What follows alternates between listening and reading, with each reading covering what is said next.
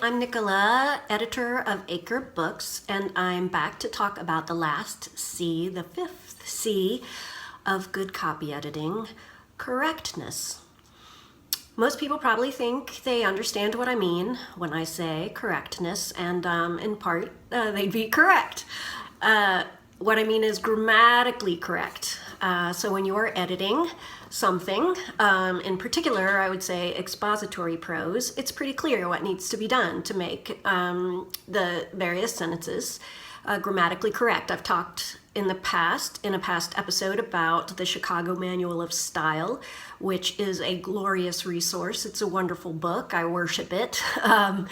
If you are interested in becoming a good copy editor or a good proofreader, you should go through Chicago carefully from cover to cover. Now, as I mentioned, expository prose is pretty straightforward as far as correctness goes.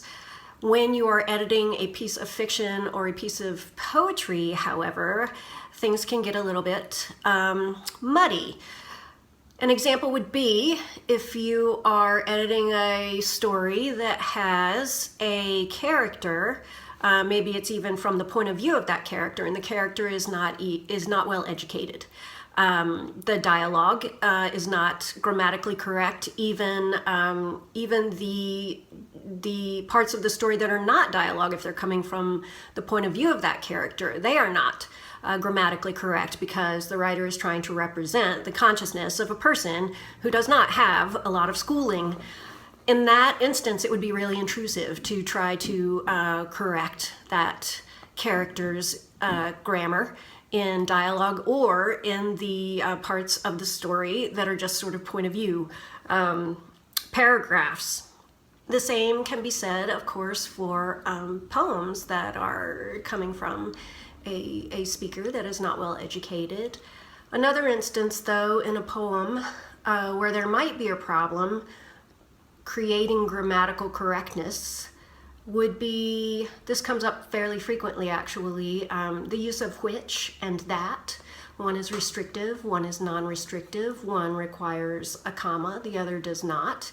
And they are often flipped. In fact, I feel like the language is probably changing to such an extent that there will be no distinguishing between that and which in the next, I don't know, couple of decades. But for now, one is restrictive, one is non-restrictive, one requires a comma, one doesn't. When they are misused in a poem, though, you can't simply flip them. You can't switch which to that or that to which without changing the sound of that line. Those words sound very differently, and you have to think about the pause that the comma creates. So it's something that needs to be individually assessed every time it appears, and sometimes it's very clear that you can't change it, that the way it sounds and the rhythm needs to stay the same, even though that's a little grammatical incorrectness. Other times you can just ask the poet, can we flip this? It seems like it's not going to affect all that much. So again, just assessing that every case, in every situation. Something else related to correctness that a lot of people don't think much about when they're approaching particularly a piece of poetry or a piece of fiction is fact-checking, is making everything factually correct. When people think fiction, they think, well, it's fiction.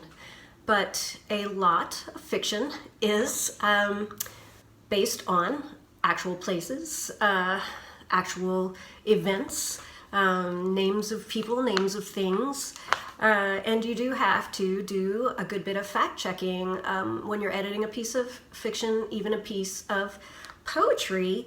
An example, I've got two poems right here that I'm gonna refer to that had some important factual problems.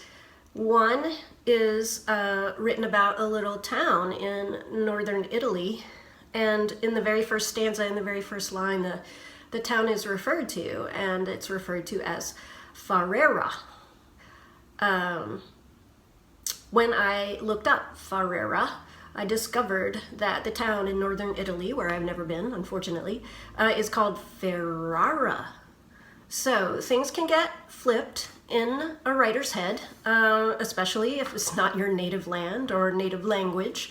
Those are things that you just can't simply trust that the writer, even though the writer's been there and you haven't, you can't simply trust that the writer will always get that right. This next poem is a poem that mentioned a lot of trademarks. It was basically a very funny poem about the idea of trademarks.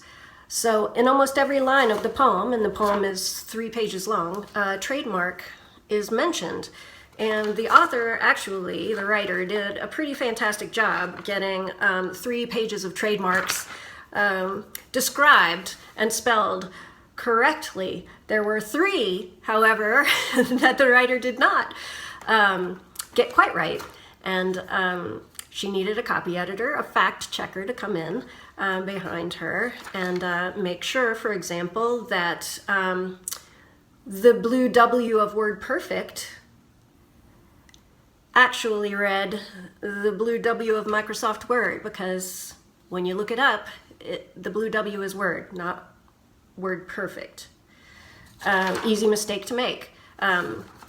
Here's a reference to Chili's bar and grill, and is spelled out. It's actually Chili's grill ampersand bar.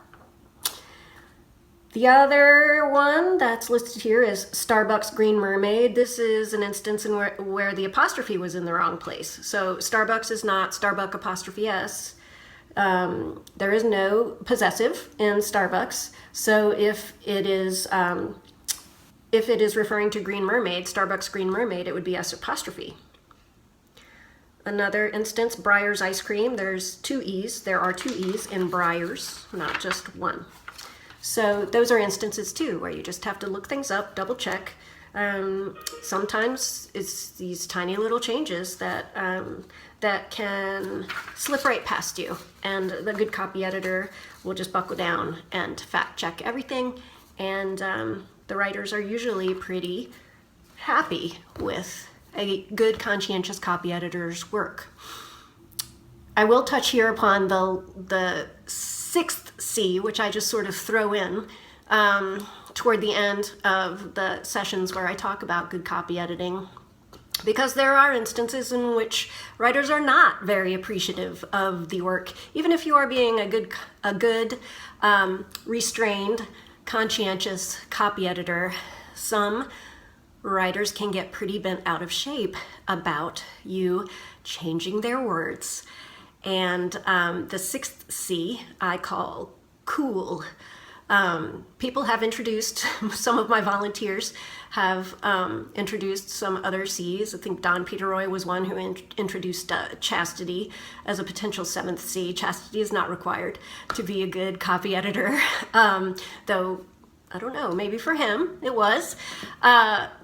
But keeping your cool is an extremely important quality in a copy editor. I like to bring this up when I'm talking about correctness, because I think that frequently the reason that people have adverse reactions to being edited has to do with the feeling that they are feeling that you are correcting them. No one likes to be corrected. And it is not that you are actually correcting them, or I hope you are not, actually thinking, oh, I'm correcting you, you're wrong and I'm right. That's really kind of a disastrous approach to copy editing.